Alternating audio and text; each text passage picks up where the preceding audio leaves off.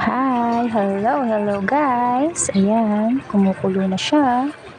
Isa rin ba kayo sa hindi kumakain ng tause or black beans? Ay nako, magbago ka na beshi. Try mo itong tinatawag nilang totsong bangus or tochong bangus. I don't know how to pronounce, bahala na kayo.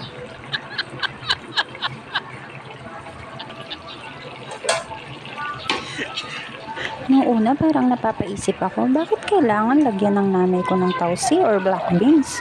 Yung pala, mas pinasarap siya. And in fairness, meron siyang mga benefits. 3, 2, 1. Nakakatulong sa malusog na buto, tumutulong sa pagpapababa ng blood pressure, pinoprotektahan ng puso, nakakatulong sa pagbabawas ng timbang at nagpapalakas ng skin health. Kaya kumain ka na rin